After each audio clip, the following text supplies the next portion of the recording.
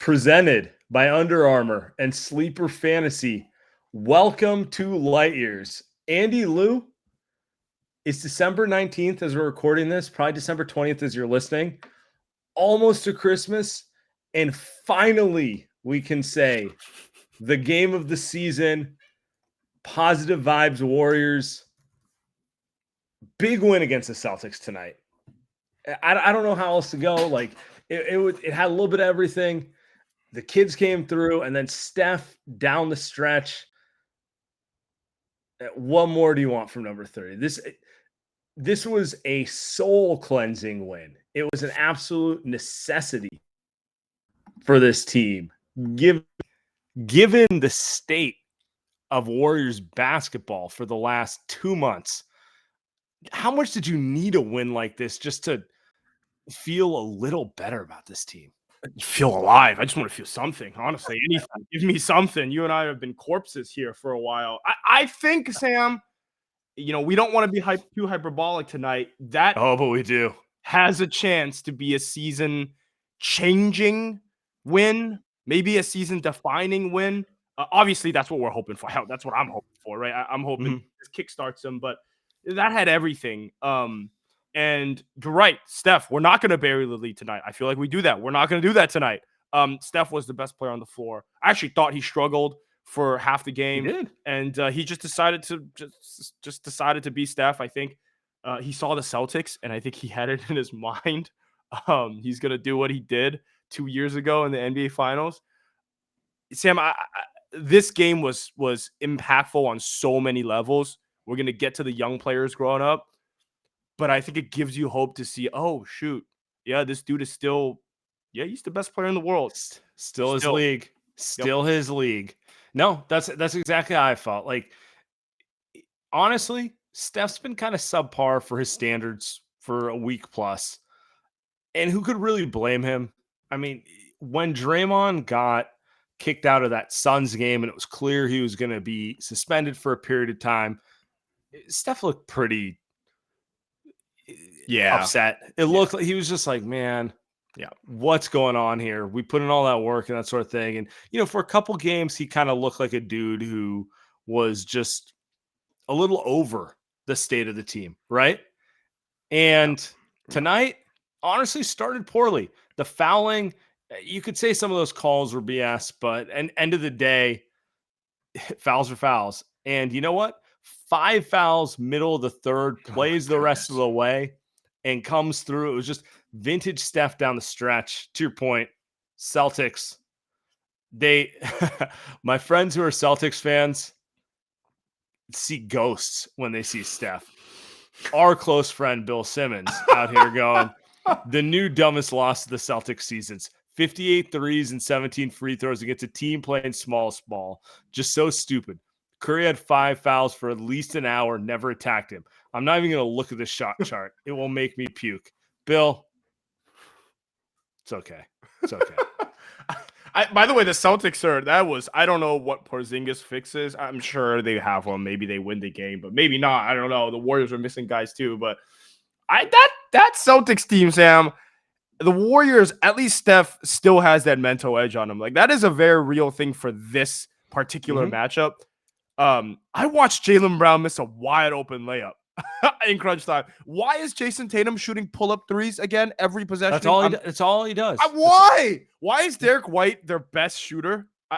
That's not a good thing. Al Horford's kind of their most clutch shot maker, which is not a good thing. And then Drew Holiday just runs away on switches on Steph, which again doesn't make any sense. Sam, this team has the edge over. They needed this, I think, more than. They needed this win, I think.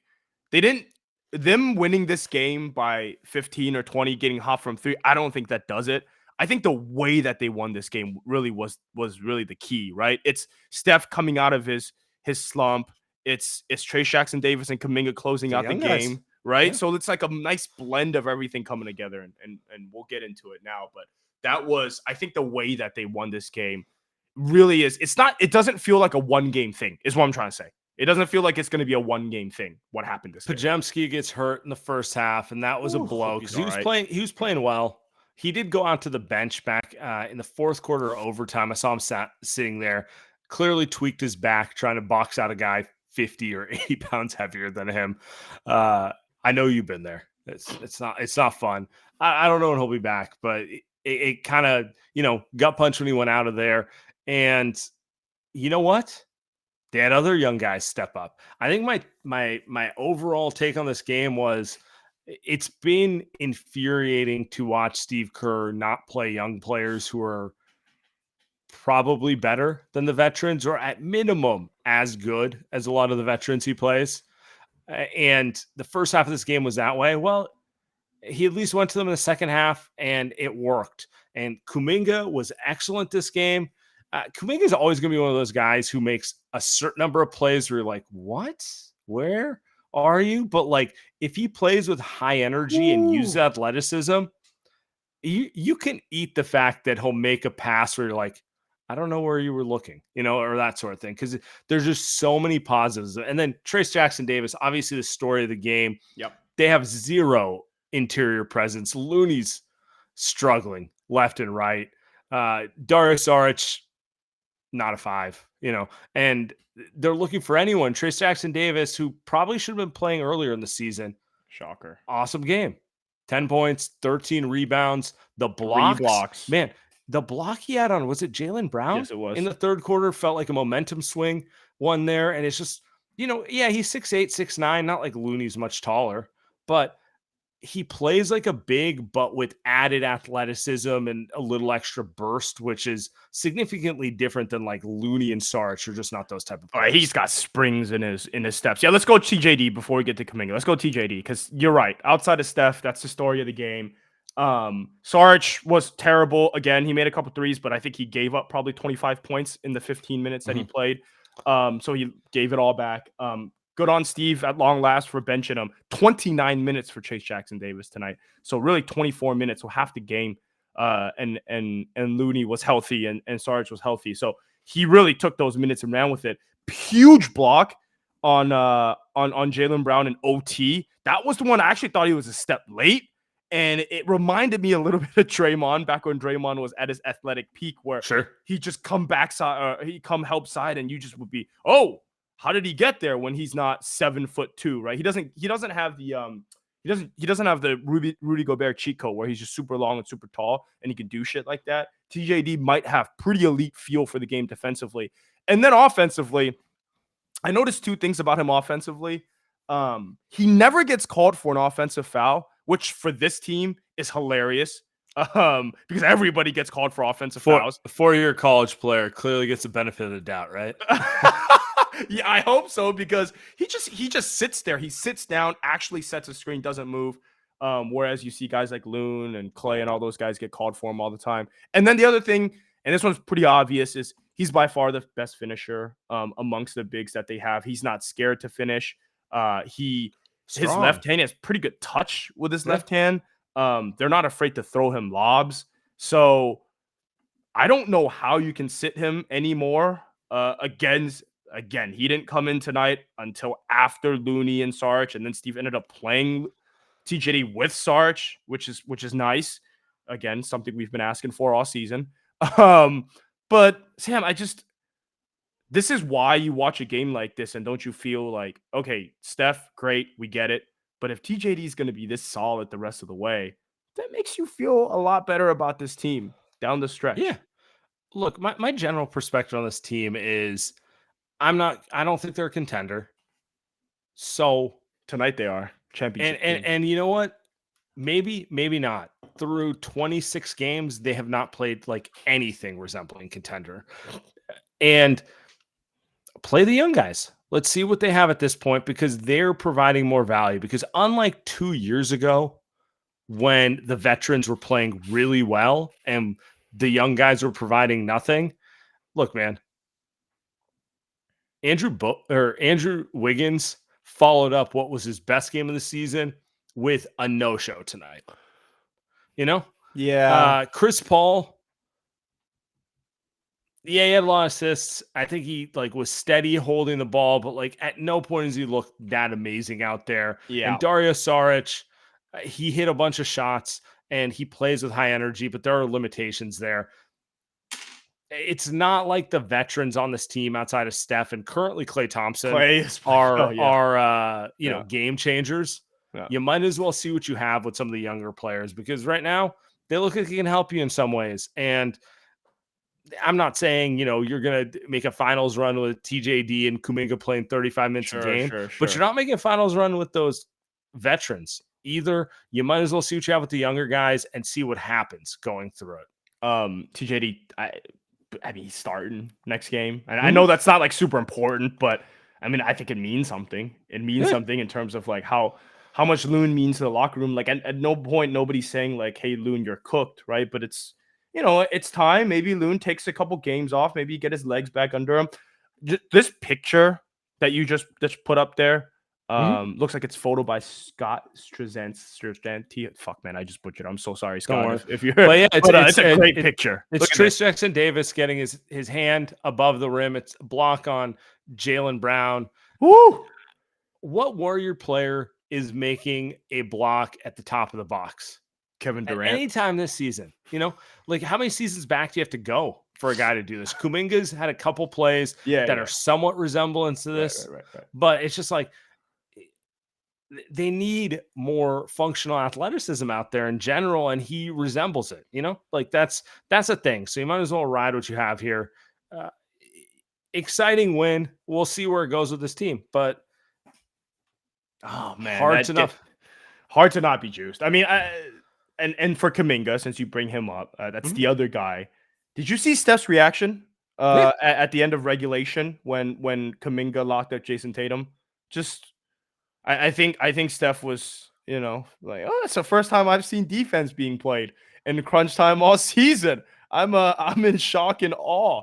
Kuminga was incredible, and then he had a pick six going the other way. Looked like Charvarius Ward in overtime there. That was isn't Kuminga's a dude who, if you just trust him a little more, you're gonna get a little more out of him.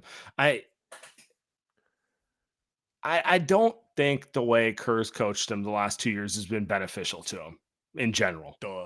It's playing like bad cop with him all the time, getting him inside of his own head all the time, every step of the way. It would be better if you just trust him a little more. Again, I don't know where the season's going to end. You might as well see what you have with some of these players. It'll open doors for you. Those doors may be those guys taking steps, or those doors may be those guys that open it up for trades to get you to other guys. But come on, man. Running it with the vets, it's just like it's been stale, and this was not stale. I saw a great tweet by Bayshawn mid-game. And he basically was saying, "Hey, man, this stuff is getting stale, right? Like just let the kids play, because you're down 10 the whole game, and it's just the same stuff over and over and over again. And like it's enough, man. And again, like if you pull up the box score again, like Moses Moody didn't play a shit ton of minutes tonight. I thought he was fine when he was out there. Had a couple big threes, couple good layups. And again, we had to watch Corey Joseph play. Oh, hey Sam, before we go to go pull up the Slater quote from Stevie. Oh, Steve, let's walk through this, because this is our favorite version of Steve Kerr, where he lies to our faces at the press conference after the game. Okay.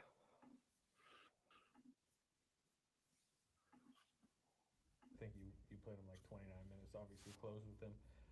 What did you think about his performance? But also, how does a night like tonight against that team make you kind of reassess like where he is on the pecking order right now? Well, he was tremendous. I mean, he was the player of the game. There were several huge plays. Obviously, Steph's shot probably being number one, but Trace's block on Jaylen Brown. But Trace was the guy who shifted everything. Plus 25 in his minutes. The second great game in a row. You can see the impact he makes. So he's going to play.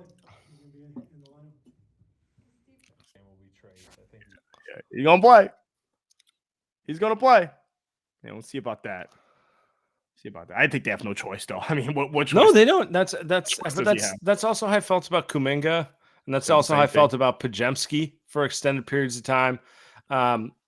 Yeah, maybe it's happening now. Maybe it's officially happening now, but it's time. It's time, my man. It's time, Sleepy. All right. I think this has, I think, pretty good effects on the rest of this team for this season, because I think TNT spent a long time talking about Draymond tonight, and the Warriors have now won 3 in a row. They won the back-to-back, a little bit ugly sometimes, Brooklyn and Portland, but you take those. Then you win this one at home against a massive Boston team. Are they not the best team in basketball? I'm just saying, Sam, might be a season-changing win for these guys moving forward. They needed it. I agree. It has the potential to be a pivot point to get them back to respectability and where we expected them to be all season. Yep. We shall see, but it just feels good. Steph gets going and the young guys produce. That's pretty much all we want to see. Yep. You know what else we want to see? We want to see Andy Liu see if he can get a 5x plus winner on Sleeper DFS. Just threw this out tonight. By the way, brought to you by Sleeper Fantasy, as you're saying, like yours podcast. Got a bit on the Lakers. I watch almost every Laker game. I'm always rooting for them to lose. And look, man, this is how it works, right? You pick a couple guys, 3 guys. You bet the over, the under on the points, rebounds, assists, whatever you like. You pick a couple players and how they're gonna be. How you think they're going to do during the game. For this specific game on Wednesday night, Lakers Bulls, Anthony Davis under 28.5. Throw that back up there. Anthony Davis under 28.5. Easy pick because Anthony Davis went off last game. I'm going with the easy bad game after a good game, classic AD. LeBron over 7.5 assists. I mean, the guy averages 7.28, 7.7 for his career. I'm going to go 1 over, pretty straightforward. And then Kobe White. Sam, as a fellow hipster basketball fan and expert, you know that Kobe White has been unbelievable ever since Zach LaVine has gotten hurt. He's been averaging 25 points per game. So points, rebounds, assists, just go over 33.5. Easy money. Absolutely easy money. 5x as Sleeper Fantasy. So for everyone that's trying to get in this, use promo code LIGHTYEARS. You'll get up to $100 match on your first deposit. Terms and conditions apply. See Sleeper's terms of use for details. Currently operational in over 25 states. Check out Sleeper today. Nice. Okay. I'm proud of myself. Let's move back to the game real quick. Okay. All right. Appreciate everyone here. Do you think it's time to have a conversation about one Klay Thompson, who's starting to come back into his own a little bit here? Even with pods going down, it did feel like they played a little more like the Warriors. I thought Klay played a generally good game. He definitely kept them afloat for the first 3 quarters when Steph was kind of lethargically out of it for most of the part. And it does feel like, when Klay's going, a little more spash brother positivity. It feels a little more like the Warriors, and you expect it to be Wiggins and Looney, but it's currently Kuminga and Trace Jackson Davis who are the guys who are kind of playing off those guys. I don't know. I feel like Klay deserves a little love right now because he had a really rough start to the season. I thought I was hard on him to start the season, Sam. I would like to send my apology letter in right now. No, I mean, just right. He was bad, right? And I think people like myself get pretty in it, and we're watching every game, and it's disappointing. And he's frustrated, but he's been good now. Like you said, he's been good now for a few weeks, and I thought his biggest play tonight actually wasn't a 3 that he made. It was actually the pass that he made to TJD to put him up 4 in overtime. That's the thing I've been noticing about him. Like, no one's gonna confuse him for being like Luka or LeBron or something like that, but like subtly being a little more aware and making the extra pass here and there. A few more 4 to 5 assist games here and there. 4 assists tonight. I mean, I don't know. 1 steal, 1 block. Is he a Stocks kind of? Look, this is a good matchup for him. It's a good matchup for him too, because I think he can actually guard Jaylen Brown and Jason Tatum. Those aren't supremely quick guys. I mean, hell, he can guard Drew Holiday because Drew Holiday's not really a scorer, right? So this is like kind of a good matchup. Weirdly, this is kind of a good matchup. Like, he doesn't have to guard Ja, don't have to guard any of these like De'Aaron Fox type of guys. Like, it's not something that he's worried about, and so he can stay out there defensively and keep his legs. And he's been good for a while now. So The defense isn't always going to be there anymore. But yeah, Sam, he's not going anywhere, right? I think you can say Klay's not really going anywhere if he's going to play. Isn't this kind of him just regressing back to the mean? Yeah. It's just him taking these. Did he take the same amount of bad shots? I feel like he's kind of lessening that as well, but I don't know. They move the ball better. They play faster. Yep. The biggest thing you notice with the Warriors is when they play faster, Klay benefits. We talked about it last podcast. When you get out in transition, Klay gets the ball with an advantage. The touch is always going to be there. It just needs a little space to get it going. Let's get to this quick quote by Shaq, and then we'll get to the goons after this. Shaq, Bills, goons. Okay, let's go.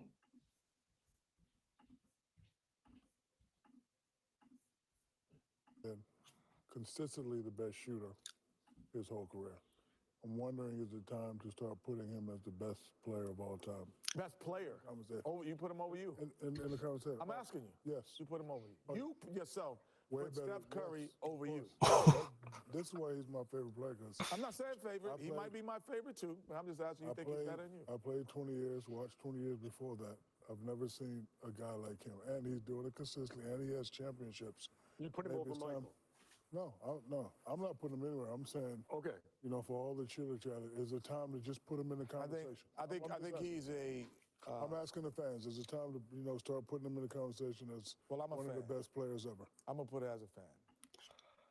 Shaquille O'Neal, you have an open invitation to come on the Light Years podcast because you get it, my friend. You get it. You're smarter than I am, Sam. Why do you think he loves Steph so much? I know you have a take there somewhere. Why do you think he it's not for him to say something like that? I think it doesn't just come from nowhere. I think, you know what? Our old friend, Ethan Strauss, wrote a piece about how Steph is just the inverted version of Shaq, where he stretches the defense the way Shaq would just destroy a defense internally. And I'll always give Ethan credit for saying that, that's a good analogy that people wouldn't really think about. I think Steph has done this for so long and been dominant and not gotten the credit he deserves at every step of the way. And I think Shaq, of all people, can appreciate that, because no matter what Shaq did, people would be like, oh, yeah, it wasn't that good, blah, blah. Oh, well, of course you were supposed to do that. You had an ex-teammate. You're that big. You're this, that. I think there's a level of understanding how hard it is to carry that weight of being the guy the entire way, and how Steph never wavers, I guess is the best way to put it. Like he accepts the challenge. He just goes with it. Like, it's a long time, man. It's a long time Steph's been playing at this level. And quite frankly, I'll throw this one out there too. You think Shaq wants to guard Steph on a pick and roll? Wow. I just think the greats of the great understand how much pressure is on someone like Steph to continue performing like that. And they understand that it's not just about your numbers in some cases. I like I said, that's why I asked you. I don't think I could have said it better than what you just did. Shaq understands it, right? And also, I think he also understands Steph is tiny for a guy that's been playing for this long and this good. I know the chat's kind of blowing up tonight, and they're saying, Jordan and LeBron, they're just big ass dudes, man. LeBron's like, the thing about LeBron, and he's playing, look, it's all impressive that he's still this great. Yeah, he's massive. He just walks into 20 points a night because, I mean, he's keeping his body in great shape, so that's one thing. But as long as he's not hurt, like, he's just gonna walk into 20 points. He's huge. What Steph is doing is pure skill. At age 35, going into 36, it's pure skill. And he's not slowing down. Like, that's the thing that's crazy about I mean, it, when right? you think he's had a couple bad weeks with what he does tonight, he's definitely not slowing down. Definitely not. And you're right. I mean, the more I think about what you're saying, it really is true. Like, Shaq is the guy that would understand it, right? Kenny Smith looks like he's annoyed and he's got a Kenny Smith. Exactly. Kenny Smith's a role player. Kenny Smith's career is, and I don't mean this disrespectfully, well, I was going to. I'm trying to think of a good modern day comp for him, and it's like think of a guy who's like sometimes a star, like Danny Green, maybe, Okay. that's it. Fine, great career. Also went to North Carolina. Didn't even mean that on purpose by that, but just solid player, played his part, but didn't carry the expectations or the weight that someone like Shaq did his whole career. Yeah. It's always interesting to me. Go ahead. And the last part is Shaq won. As much as Chuck is a all-timer, didn't win a title. The guys who won, who understood what it takes to deal with difficult teammates and getting everyone to come together, understand how valuable that is more than anything. Chat saying he isn't as good as Derek White. Kenny was like Barbosa. Yeah, I mean, he was a good player, but Barbosa was pretty good in his prime. Pretty damn good in his prime. Derek White is pretty good. A lot of Derek White for the Boston Celtics. Too much Derek White, Sam. I think too much Derek White. They're gonna have to. I guess that's why they got KP. But at some point during the game, I was like, "Where's could use Derek White?" But that was a great conversation. No. Don't get me wrong. The Warriors could absolutely use Derek White. I love Derek. I love Derek White type players, but it's a lot. All right. Before we get to the Goons here, and this is a fitting night for this, the Light Years podcast title sponsor is Under Armour. We are brought to you by Curry Brand. Steph Curry makes you believe that you can do anything. And the Curry 11s are specifically designed with the ultimate bounce, grip, and stability to allow everyone to do their thing. New generations of ball players are coming up and showing the basketball world that the old rules do not apply. The future is exciting, fast, positive, and hungry. This NBA season, rock with your favorite player, our favorite player, everyone's favorite player, Shaq's favorite player, and rep his shoes on and off the court.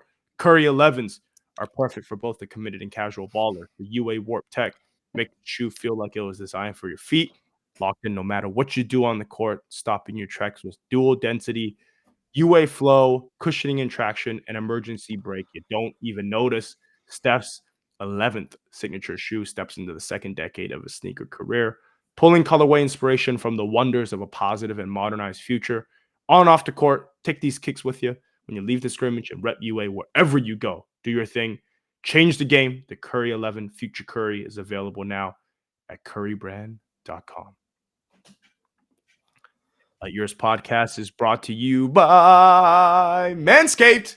Santa baby, the season for a fresh cut is finally here with the sponsor of the show. Manscaped, the leaders in below the waist grooming, have just launched their 5th generation performance package to help you avoid another silent night in the bedroom this year. Take care of your special snowflake with the lawnmower. There you go, 5.0 Ultra, and watch your South Pole shine like never before.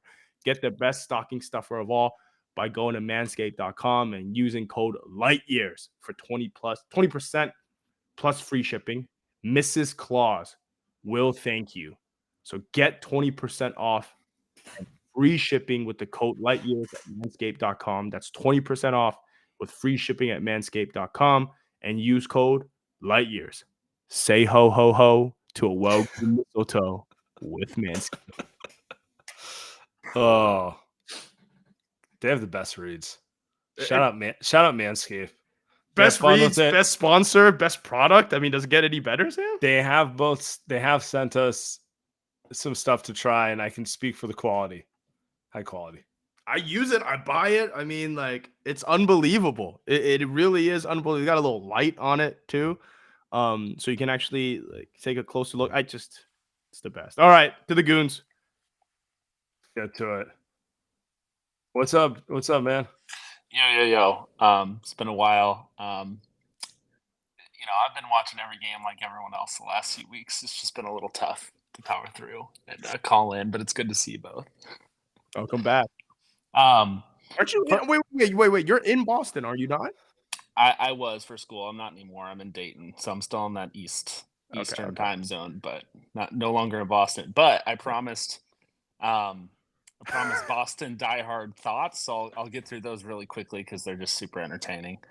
I was an asshole. I sent a text to my friend, said, just your friendly reminder that Wardell Stephen Curry II owns the Boston Celtics. He immediately replied, I didn't even know if he was watching the game.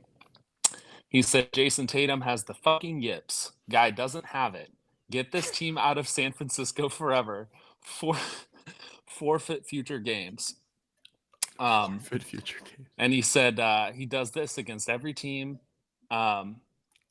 He says Golden State is his kryptonite. He never wants to watch Steph Curry again. He owns us, which I just think is so beautiful, because I was going to lead with, I don't want to bury the lead for my call. And just once again, Steph Curry reminds me, why I keep tuning in every night. He is the greatest basketball player I've ever seen live with my own two eyes. I'm 22 going on 23, so that explains part of it, but he's the best I've ever seen.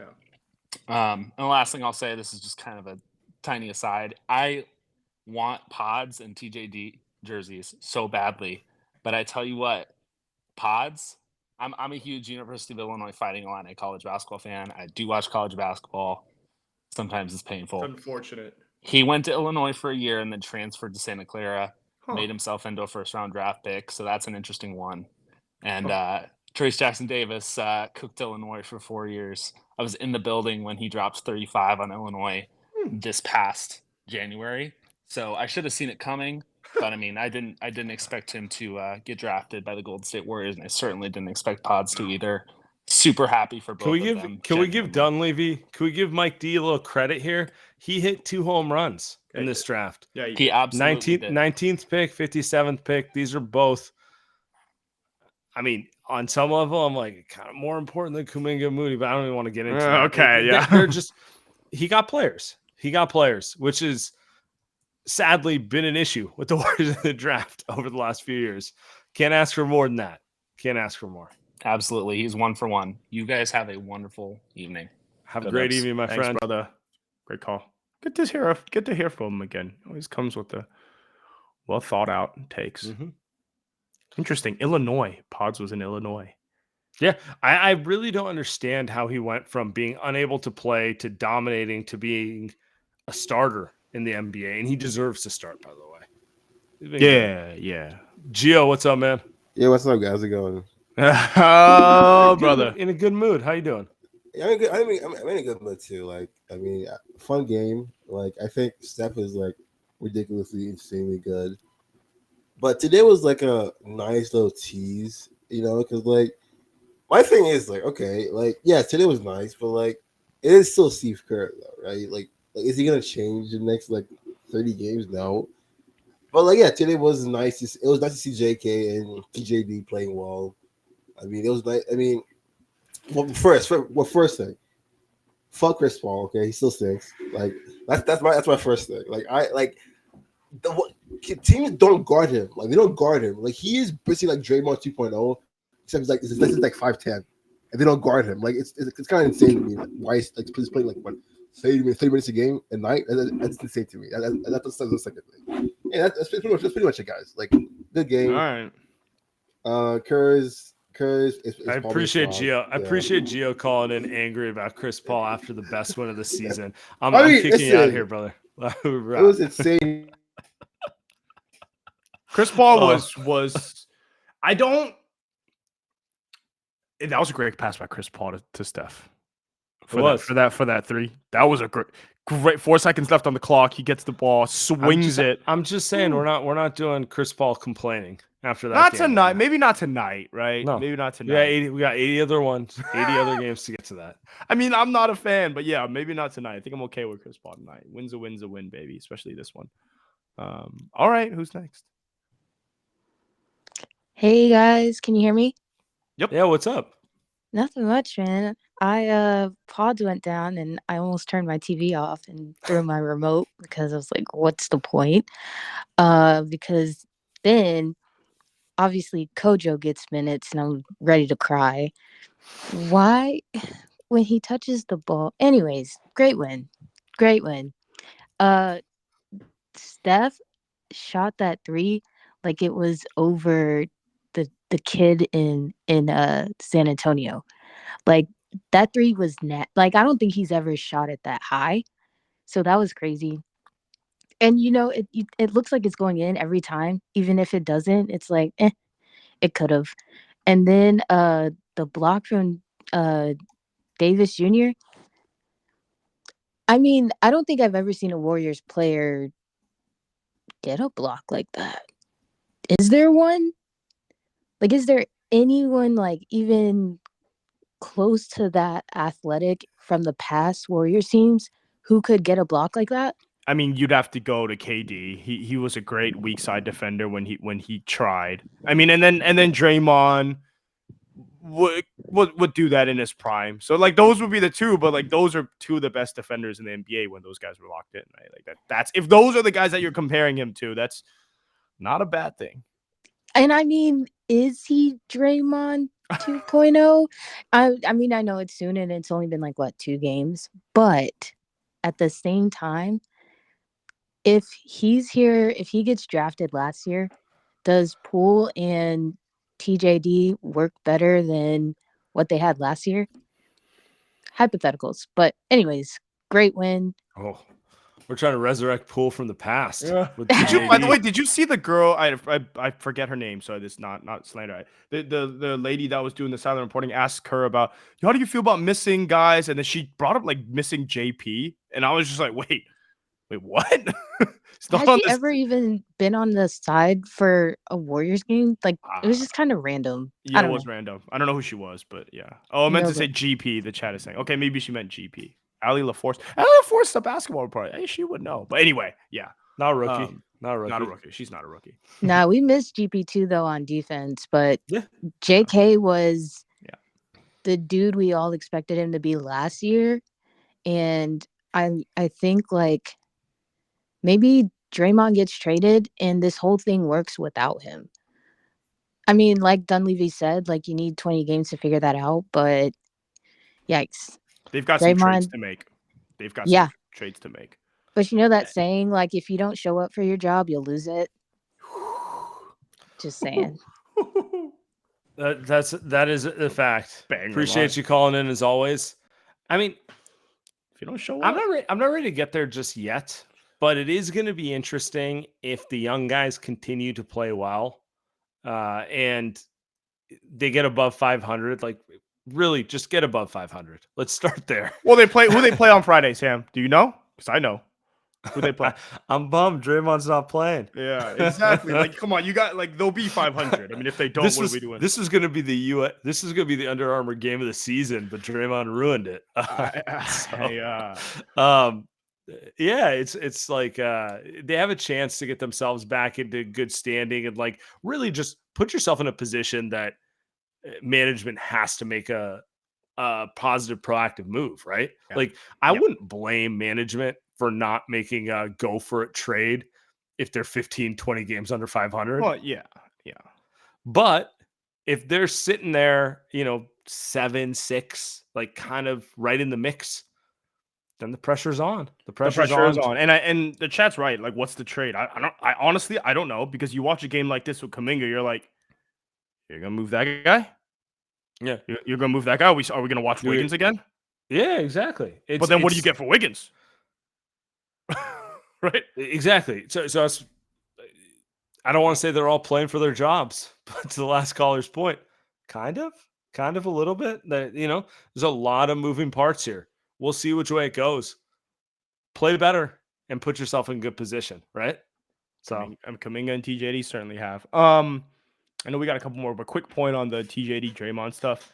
Mm-hmm. I think Trace Jackson Davis probably does a lot of stuff better than Draymond at this point. Finishing, playing harder, staying on the court. Even defensively, TJD's just faster now. But let's peak Draymond was. Come on. Let's not forget. There's no way TJD's ever going to be that. So TJD's earned himself consistent rotation minutes even when he plays poorly. As far as I'm concerned, let's make sure he gets 20 minutes a game for the foreseeable future, at least until he plays so poorly that you can't do it, right? And it's not like they have a bunch of options. Looney's playing poorly, and Saric is, quite frankly, better when he plays next to a guy like TJD anyway. Yeah. So let's see what we got with him. He's older. He's turning 24 in January. It's not like we're talking about a 19-year-old rookie here. I don't see why he can't be a 15 to 20 minute per guy positive contributor on a real team right now. Really shouldn't be this difficult, but whatever. It was a great game tonight. I love seeing him do his thing out there. Let's get to Bleacher Dave. Let's go. Calling in. Bleacher Dave is familiar. I feel like I've heard him on the radio. That's our guy. Maybe once or twice. What's up, yes. What's up, sir? Yeah, all right. Man, what an improbable win. You know, who's coming into this thing with a stumbling, bumbling Warriors team who have 1-2 against bad teams to see the big back Celtics get everybody refreshed. I don't have a lot. I want to just touch on some things maybe I haven't heard. From what I saw on my TV, the Chase crowd was on fire. It was amazingly intense. Something that I haven't seen, hasn't come across very much of. And it really seemed like they gave the team a lot of energy and kind of willed them from falling out of the game. Yep. I don't know what it was like for you, but it seemed pretty intense. I don't want to get too excited. When Jaylen Brown was going to the hole, it was clear that nobody was impeding his progress. And at one point, I think the Celtics had like doubled the Warriors up in the point in the paint. And it ended up very close at the end. They shot 29% on 58 threes. How do you shoot 58 threes against this Warrior team? Yeah. They just, I was noticing that. I went over to a couple Celtics fan sites, and they're just like, come on, man. They don't have a center, and we got Steph into foul trouble, and we're just taking bailout threes for 2 quarters. Yeah. But I'm not mad about it, personally. I don't know how you feel. I'll take it every day. I don't know if it's repeatable. Yeah, that whole they had Steph with 5 fouls and just completely went away from attacking them. It's baffling. But like you said, we'll take it. So, sometimes you got not our problem. Yeah, you got to win these improbable games. We've given away enough of them. To see these dudes come back to do that, and perhaps I don't get too high, but it really feels like this is an opportunity to do something different. Will Kerr double up? And we've seen, I don't want to get too excited about the young dudes, but I couldn't agree. You got to give them a chance to play until they flub it away. When they in the third quarter, go ahead. I'm gonna say early in the third quarter, when we were back to what we always do with the regular dudes, no energy, no life, no scoring. You got Kuminga and TJD in there, and you got energy all of a sudden. You got, you start to get the layups. Just will he continue to go back to that? No Draymond, no Loon, no Wiggs. Podge is hurt at halftime, and somehow he's forced to go with Cats. And let's just hope it doesn't require to be forced to see them dudes play some. And they're playing better. So, hell of a game. Yeah, that was fun. That's all I got. Appreciate you, man. Stuff, y'all. You did. Hey. He brought up Chase Center being rowdy tonight. I wonder if it's because the Warriors are struggling, so the ticket prices went down. So I didn't want to cut him off, but I was laughing. I was like, maybe tickets are affordable again because Chase Center is it's expensive, and not everybody can go to a basketball game. I also think when you've struggled and there's a game to get into, people get a little more into it. A little more. Part of the Warriors not having a vibe during the peak dynasty years was they were too good. Yeah, a little too good. There was people, Yeah, exactly. It's like, oh, we're down, whatever. KD will hit 5 shots. We'll be good. Like that sort of thing just kind of gets people going a little bit. So, do you read this tweet out? Is Steph Curry's ranks in the clutch this season, Sam? First in points, first in field goals made, first in 3-pointers made. Stephen Curry in the clutch. He's a good player. We are pro Steph Curry. Unreal. Steph is unreal, man. He is. I've been whining on Twitter a lot about the Giants and the Warriors struggling, and Steph puts on a game tonight, and there really is nothing more exciting than this. Like, I love Brock. We love Brock, but there is nothing more exciting than Steph doing what he did tonight. All right, who we got? What's up, man? Hi, Jake here. I went to Indiana. I had to watch Trace Jackson Davis during like the most garbage Indiana offense time. So I started watching the Warriors because Steph Curry was electric. And I was like, oh, this is my good basketball I'm going to consume while I watch this like utter dog shit for college. And it's awesome to see like my favorite college player of the past 4 years play with like my current favorite NBA player, Steph Curry. And I like have all the receipts from my texts from my friends. Like, I really hope TJD gets drafted to the Warriors. I think he could be like a souped up athletic loony because he would just in college, he would just gobble rebounds and like he could never shoot, but he like knew that. So he would just play within himself. He like rarely ever made mistakes. He like, you can see now he like sets perfectly square screens for Clay and he never bobbles the ball. They really might have got just like Looney with a little athletic punch there, which honestly, I'm not mad about that. Yeah, and he's like, he's not immature. He understands everything, like all the like silly tropes, like some real player. It just like it was such an obvious layup, and like obviously he kind of like was about to fall out of the like the Warriors traded for him. Yeah. To get him. So it like Mike knew what he's doing. And yeah, I was so annoyed last game. You could see what was it with like 3 minutes left, Kerr subbed Looney back in for Trace Jackson Davis after he kind of like earned his reps. And then now it's like nice to see that he's actually like rewarded. And I was like, this is the first Warrior game I like all year. I was actually yelling at the TV like good things. So it's been a frustrating year. But I think Andy will appreciate this. The thing I love about Trace Jackson Davis, it's not just the athleticism. And we just went through this with Wiseman. He's a big who understands the role of a big. Like Trace isn't trying to, show off like his ball handling or what he can do posting up. He knows exactly who he is as a player and tries to excel at it, which is like the opposite. Who are you referencing? That's what I'm saying. It's the opposite. It's the opposite of Wiseman, who he wants to be Kevin Durant, right? And and I think it's underrated for players to have self-awareness to who they are. Yeah, and I think Trace Jackson Davis, he kind of like he went through everything in college. Like in college, he like for his first 3 years, he never played with any good guards and he always had terrible spacing. So he kind of like learned all these like finicky things to kind of make him survive out there. And then his last year, he got to play with like actual space and pace. And then he like his numbers and his production blossomed. So he kind of like, it's kind of like how rookies get like all these bad reps and then they don't actually learn any good habits. Like he kind of like went through the crucible and then kind of became a finished product. But I'll hang up. You guys are awesome. Thank you for letting me on. Go Dubs. Appreciate it, Jake. Yeah, we got two guys that have been TJD guys. Dude, I fucking love the Goons. I love the Goons.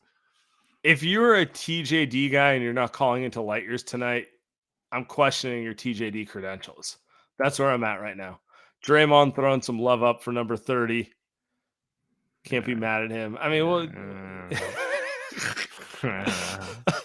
keep it moving. I'm tired of him, man. Not about you tonight, Draymond. All right, the vibes are good. Somehow, I have become the bigger Draymond sympathizer than you. I don't know how this pivot happened, but this is where we're at right now. You and I, like, yeah, one of us always got to go a little. All right, anyway. All right, what's up, brother? What's up, gents? Is this the beginning when we bring back the Drive for Five? Drive for Five. I need injected in my veins as soon as possible. I need a few more. A few more before I'm willing to say it. But I'm not gonna lie. They win Friday, Saturday, and then they win on Christmas. I'm gonna get a Drive for Five hat. Wizards, Blazers, and the Nuggets on Christmas. I mean, they beat the Nuggets on Christmas.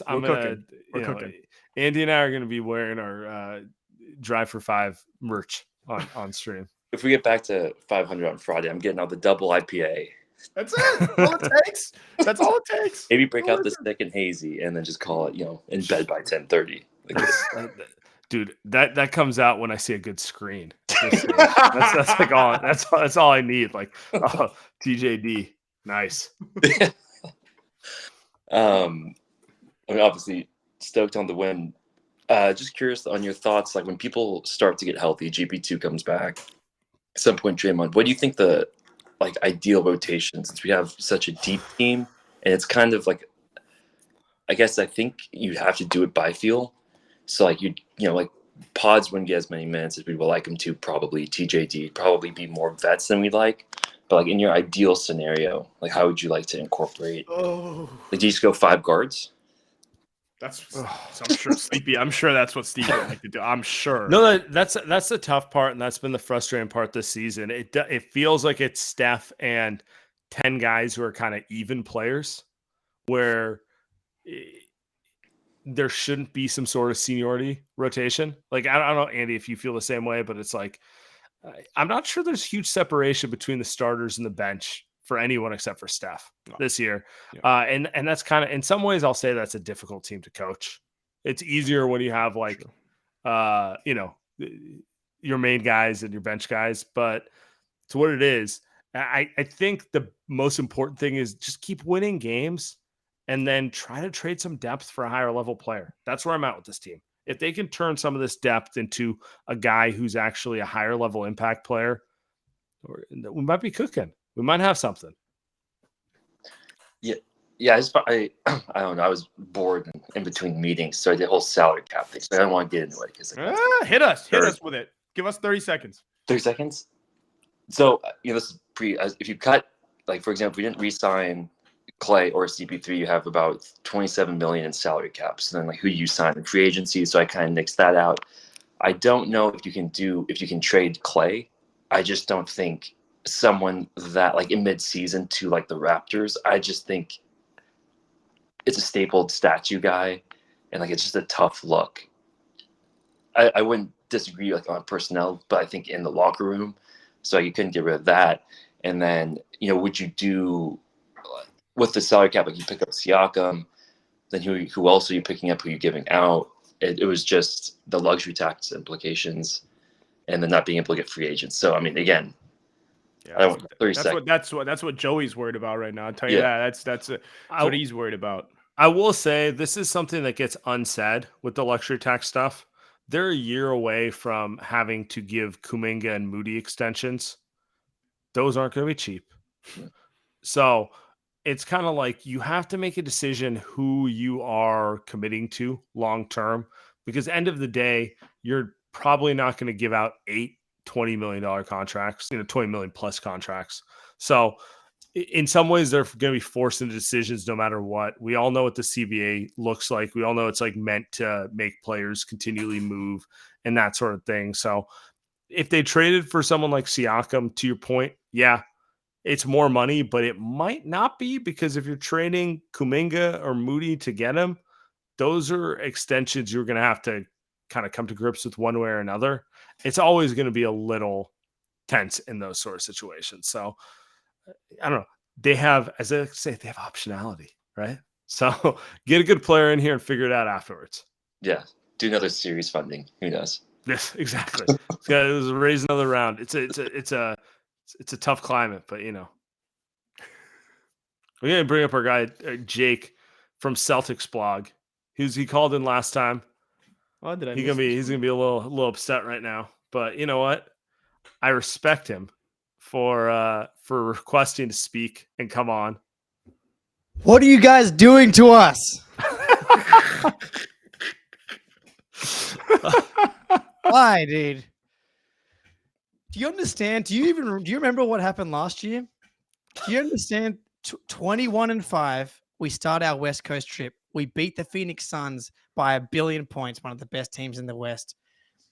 And we're just living. We're living life. This is the year. We come to Golden State, and all the demons just boil straight back up. And then from that moment, we're 21-5. We end up going like 36 and 20 something, basically like a 52 game win pace versus a 66 game win pace. The season just from that moment, wow. And then this year, 20-5, we start our West Coast trip. we beat the Cavs back-to-back, Magic back-to-back, a team that's bothered us for like they beat us 4 times in a row going back 2 years. We got the freaking monkey off our back. I have never been higher on the Celtics' ability to be different. And I'm like, just go out there, beat this tiny ass Warriors team. There's like no one over this like 6'9" out there. Just be strong for once in your life. Go up 17 and then finish it off. Go up 17. Steph Curry's got 5 fouls. But no, you shit your pants again, dude. And now we're facing. I don't know what real PTSD feels like, but I'm. Oh boy, it's pretty fucking close. This is the basketball version for sure. This is like when you've been a Rockets fan. Like this is what they've gone through, right? Thunder fans, anybody that's been a fan of James Harden, really has this, and it feels like Jason Tatum's going down that road. It really feels like that's the problem, and of course Steph. But yeah, dude. I mean, Tatum was awful. What did Jaylen Brown do after he did this too small celebration on Steph? Just nothing, right? That's he went with the too small and then just proceeded. Did I lose Samuel? I was like, is that a Jake problem? Oh no. It might be a Samuel problem, But what did he do? He's back. Yeah, he's you're back. You're back, Sam. You were telling me what happened after Jaylen Brown did the too small. Nothing. And then you cut off. And then you cut off. Exactly. It's a perfect summation. Literally nothing happened for the Celtics right after that. Oh, Jaylen was 9 for 15, I believe. Ended the game 10 for 22. I'm not a scientist, but I'm pretty sure he made one more shot for the remainder of the game. There, it was not a Jaylen Brown problem. He was like pretty good most of the game. He was the reason Steph got 5 fouls. JT is a fraud. Yeah, fair. I mean, fair, dude. 20 and 6. You know, the thing about the Celtics, I mean, since we're here, is, and I think this is a problem last year. So I don't know how much Porzingis solves this. Is you still don't have anyone that can dribble. Still don't have anyone that can dribble in crunch time, right? I mean, you could throw. Could give you a nice Chris Paul? Can you imagine Chris Paul playing with Jaylen Brown? I actually considered a Drew Holiday for Draymond Green trade after in the midst of the everything. I mean, the Warriors' destiny is a 5-guard lineup, so it does make sense. We just need do you I don't know if you guys can tell, but why the Celtics were trying to play as slow as possible, and that's just what they do when shit gets tight. It's like, I know the Warriors have been bad on defense most of the year. Correct. And obviously with no Draymond, they're not going to be good. I mean, Jackson Davis had that awesome block on Jaylen at the rim, but it's they should be playing fast and creating advantages really easily. They did for 3.5 quarters. They died. You know what I'm saying? Jaylen Brown was running down the court on made baskets, getting and ones on Steph for 3.5 quarters. I mean, look, it's like what people say about Harden, and people really denied it for years. I mean, the guy's just a choker, and I don't know. Jaylen and Jason are still young-ish, so you've got maybe another 4 years together. I mean, those guys are never going to be. But it's just, I feel like it's the same story, though, right? It's the same story. And I think to your point, there's not really a basketball argument to be made here. You proved you can beat them. You proved you can beat them down in certain ways. The Celtics could use another ball handler. We know that, right? But it's not a situation where I'm looking at this and be like, oh, they're too small or they lack a certain thing. It is kind of just, it feels mental, right? It's hard to go away from that. Just feeling like it gets tight and then Steph puts a shot up and it's like the boogeyman for the Celtics. The only thing for Celtics fans is the whole point of this season is Porzingis, and he fixes this shit. And he wasn't there tonight, but he might not be there at the end anyway. Sure. So I mean, that's the problem. But when he's there, he's the only one that gets to the line consistently. Tatum doesn't get there this year apparently. He's been coasting all fucking year long, and he can actually punish mismatches. But yeah, I mean, I just if you want to like watch us, if you want to watch us be sad, like go to First to the Floor podcast, and I literally just finished this, and I saw you guys were still alive, and I was like, I haven't finished this beer. I might as well come be sad here too. Appreciate you, Jake, as always. See you. Have fellas. a great evening, my man. Cheers. First to the Floor. Check out the pod. I like it. Love it. Look, man, we haven't had a great season. We might as well. Yeah, I was gonna say we revel. get one of these. We get one of these. We gotta fucking enjoy it, man. I agree. Let's get to Will real quick. Joe Mazzulla hasn't watched The Town recently enough.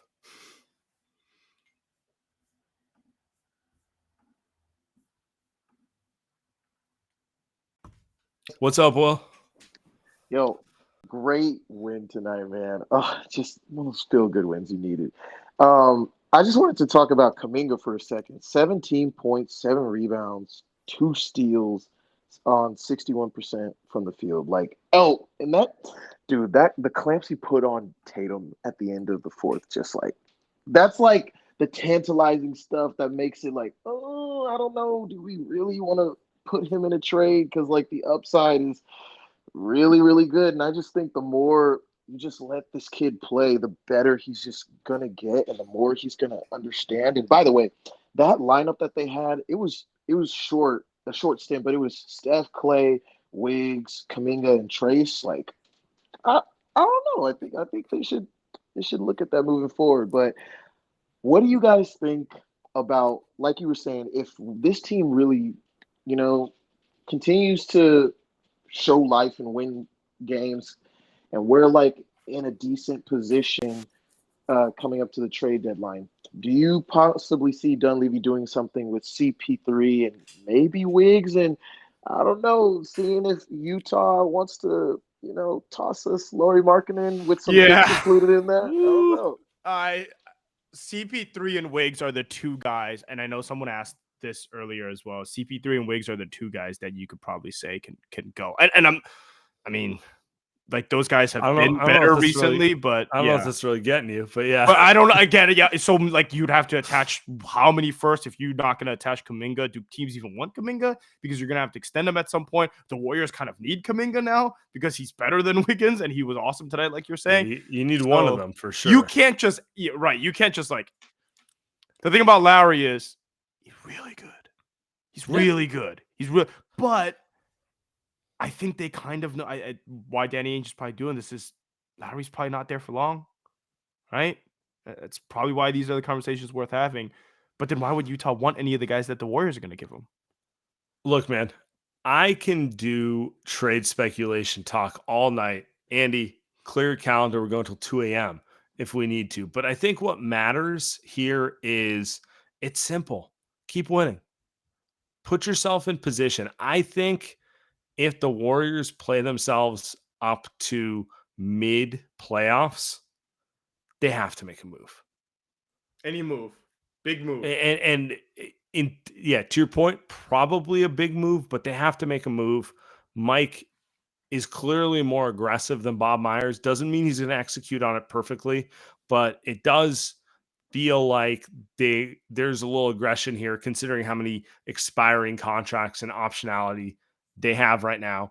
And I think, look, man, no trades get done December 19th, December 20th, whatever it may be. So it's mostly about put yourself in position to be in those talks, and let's have those talks in a month's time. Right. And it's early, but by the way, because those, 5 picks apparently that Utah might be asking for? Yeah. Let's be real. Like come late January, February, talk to me more. 5 turns to 3. Exactly. Yeah, exactly. It's that's Ainge throwing it out there, being like, if you want, we 5 picks right now, like that sort of thing. So appreciate you, Will. You nailed it. Danny Ainge and Masai Ujiri, 2 of the fakest GMs I've ever freaking seen. At least Ainge executes, though. Yeah, true. I mean, he's made the trades. Masai. Doesn't it feel like you're playing a video game and you're going against the final boss with the 2 of those? Just like Tired of him, man. I'm tired of him. Go trade with man. Hey, Go trade. Go back to the Wizards. Easy to get a deal done. They just don't have anything you want anymore. Kuzma. Oh, showing up with the bleached hair. Kuz a baller. I think Kuz I Kuz. He is a good player. He looks unserious, but he's proven to play winning basketball, right? So Jordan Poole though. And then you know, they are two sides of the same coin. That's why they belong together. And we will see them on Friday night. You think Draymond's gonna sneak in the building with like a mustache and like a hat, like Jordan trying to Poole hide? has a restraining order on Draymond Green. Okay, as he should. If I was Jordan Poole, I would too. Fucking guy code cocks me into the ground. Get out of here. All right, we're gonna let's end it here. Appreciate everyone for the evening. Go enjoy your night, guys.